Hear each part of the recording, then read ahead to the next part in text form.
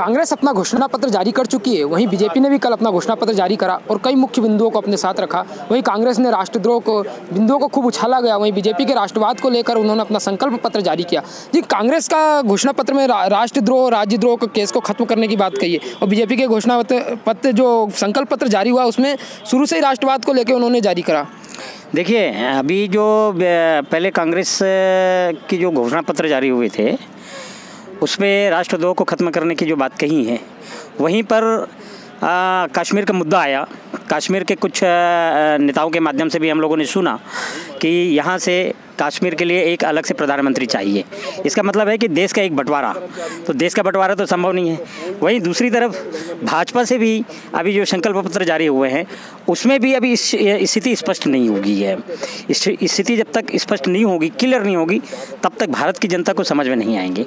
तो ये स्थिति को क्लियर करना चाहिए कि वास्तविक में अपने को क्या करना है और क्या नहीं करना है। अच्छा, राहुल गांधी 6,000 रुपये महीने देने की बात कर रहे हैं, वहीं पे भाजपा पेंशन देने की बात कर रही है छोटे रोजगार और किसान को। देखिए, राहुल जी जो जिस तरीके से अभी बात कर रही है, विगत 50 सालों से पूरे ऑल इंडिया ओवर में कांग्रेस की शासन रहा है, तब तो किसी भी प्रकार से कोई भी बात नहीं आई है।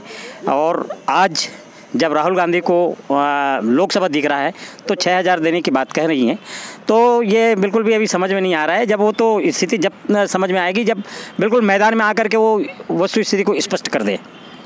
ये तो एक लुभावनी वाली बातें हो गई है, तो अभी कह पाना उचित नहीं है। संकल्प पत्र में युवाओं को लेकर विशेष तो ऐसा कुछ ज़्यादा दिया नहीं गया, पर रोजगार और उनको नई दिशा देने की बात कही, तो आपको क्या लगता है? देखिए, सबसे पहले है कांग्रेस, उसके बाद है बीजेपी, ठीक है ना।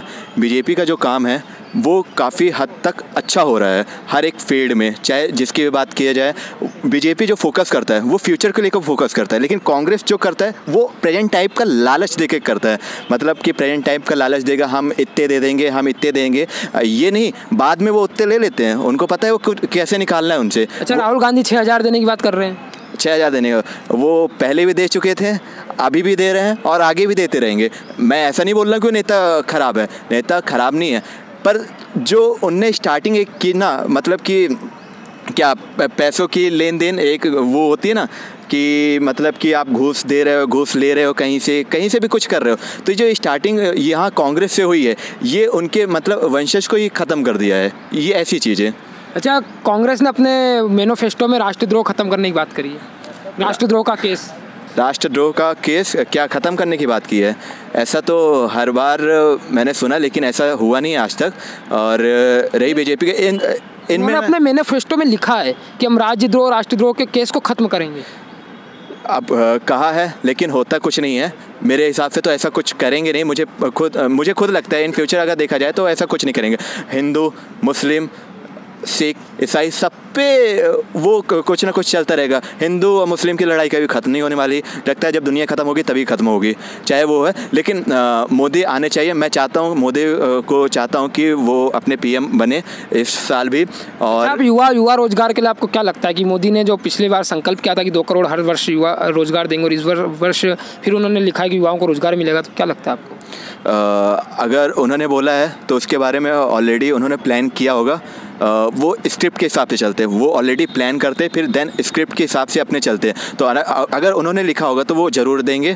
लेकिन अगर यही सेम कांग्रेस से वो किया जाए तो उनसे हम उम्मीद नहीं कर सकते। वो एज अ प्रेजेंट लालच देते हैं, फ्यूचर लालच नहीं देते। यहाँ पे फ्यूचर के हिसाब से चलता है बीजेपी। तो मैं चाहता हूँ कि बीजेपी आए, इस बार भी आए, और मोदी को मैं सपोर्ट कर रहा हूँ कि मोदी और हम लोग को आगे बढ़ाए, अपने भारतवर्ष को आगे बढ़ाए। बीजेपी ने पिछले जो पंचवर्षीय था, जो अपना घोषणा पत्र संकल्प पत्र जारी करा था, उसमें 2 करोड़ हर साल रोजगार देने की बात करी थी, और इस वर्ष भी उन्होंने इस पंचवर्षीय में भी यही बात कही है, रोजगार को लेकर कि युवाओं को नई दिशा, नई रोजगार दी जाएगी।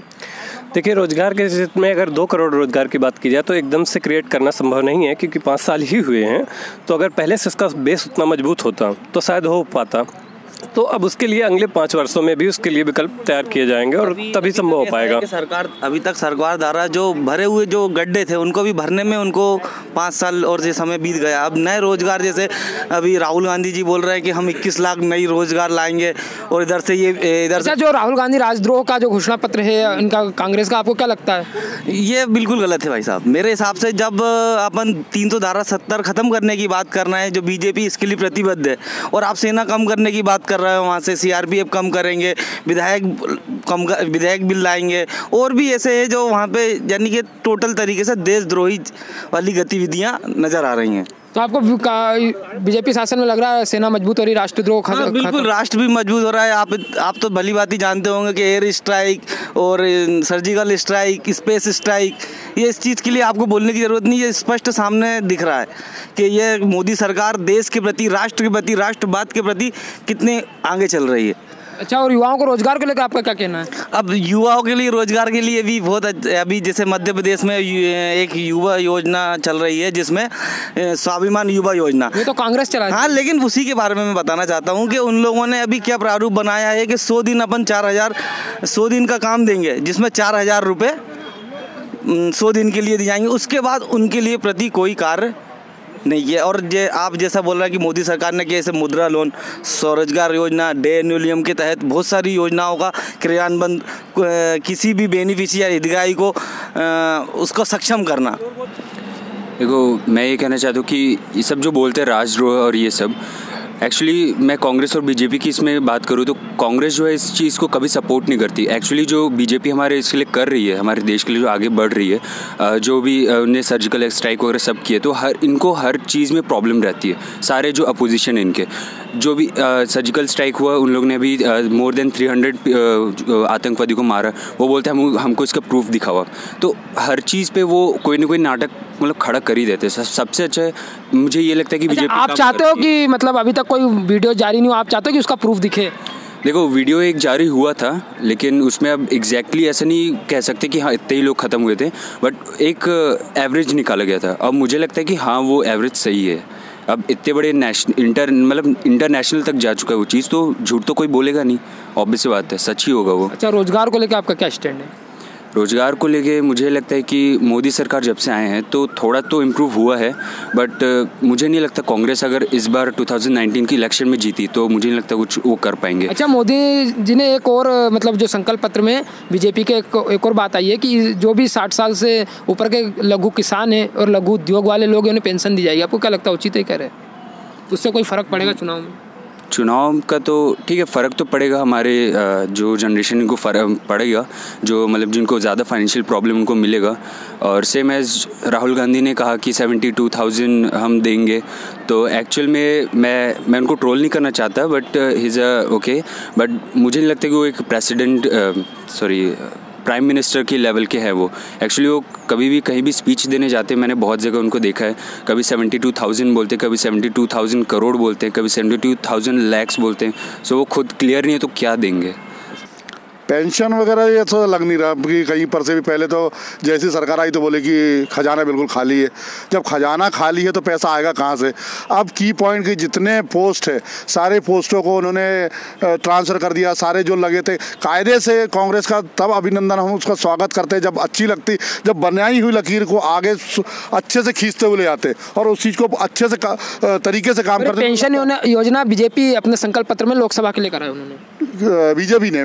पेंशन योजना तो ऑलरेडी चली रही है इनकी, आज से नहीं है, तो बहुत पुरानी है और ये चली आ रही है। और इसके अंदर पैसा बढ़ाने की बात करी है, तो अगर 15 साल रही सरकार और अगर वापस से आती है तो जरूर देगी। अच्छा, कांग्रेस अपने घोषणा पत्र में राजद्रोह के केस को खत्म करने की बात कर रही है, ये बिल्कुल गलत है। इसके तो बिल्कुल मैं विरोध हूँ और शायद सारा जितने भारतीय होंगे वो इस चीज़ के विरोध होंगे कि अगर आप ये बोलते हो कि वहाँ पर से आप मिलिट्री को कम कराना चाहते हो या तो ये चीज़ आप उनकी आर्मी के चूड़ियाँ पहनाना चाहते हो, तो बिल्कुल गलत है, इसके विरोध है और हर भारतीय को इसके विरोध होना चाहिए। अच्छा, और जो बीजेपी जो रोजगार की बात कर रही थी, युवाओं को पिछले वर्ष भी जब पंचवर्षीय था लोकसभा में 2 करोड़ हर साल रोजगार देने की बात करी, इस बार भी युवाओं के लिए वो रोजगार की बात कर रही है, तो आपको क्या लगता है पूरा हो पाएगा? बिल्कुल होगा। उन्होंने जो अपना प्रयत्न चालू किया था मोदी जी ने, काफ़ी हद तक काफ़ी कंट्रीज से लोग आए थे और यहाँ पे कंट्रीब्यूट करके उन्होंने अपनी अलग अलग इंडस्ट्री चालू करने, एक ही दिन में घोषणा करना, चाहे बीजेपी कर रही चाहे कांग्रेस कर रही, ये सत्य है कि एक ही दिन में पॉसिबल तो नहीं है। कहीं तक इंडस्ट्री बनती है उसमें भी टाइम लगता है।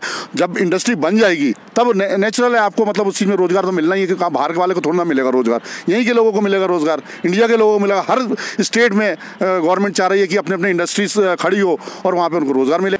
मोदी ने जो बात की है कि 2 करोड़ युवाओं को रोजगार देंगे, ये तो पॉसिबल नहीं है कि 2 करोड़ को दे दें, लेकिन जहाँ तक उनका प्रयास रहेगा कि हम जितने लोगों को रोजगार दे सके तो देने का यथावत संभव प्रयास कर रहे हैं। अच्छा, एक युवाओं की सोच के जरिए क्या है कि राष्ट्रद्रोह का जो केस खत्म करने की कांग्रेस ने बात करी, वहीं राष्ट्रद्रोह को और राष्ट्र को हित को मानकर बीजेपी अपना संकल्प निकाल दिया। आपका क्या कहना है? ये तो काफ़ी गलत सोच है कि अपने देश से कहीं सेना कम की जाए, बल्कि सुरक्षा और बढ़ानी चाहिए कि विदेशी लोग हम पे आक्रमण ना कर सके। और वैसे भी देश कई साल गुलाम रहा है, इस वजह से हमने काफ़ी कुछ दिक्कतें झेली है और हमारे देश काफ़ी लुट चुका है पहले भी। तो अब वर्तमान में हमें हमारे देश को शक्तिशाली बनाना चाहिए और सेना और बढ़ानी चाहिए। तो अब की बार किसकी सरकार? अब की बार मोदी सरकार। कहीं ना कहीं लोगों का राजद्रोह को लेकर बहुत गुस्सा है। जो मैनिफेस्टो में कांग्रेस ने कहा कि हम राजद्रोह को ख़त्म करेंगे, और राष्ट्रहित की बात, सेना हटाने की बात, जो राष्ट्रहित की बात जो करी है बीजेपी ने, उसको लेकर बहुत लोगों में खुशी है कि राष्ट्रहित को लेकर वो आगे बढ़ रही है और उसे आगे और ऐसे काम करते रहना चाहिए।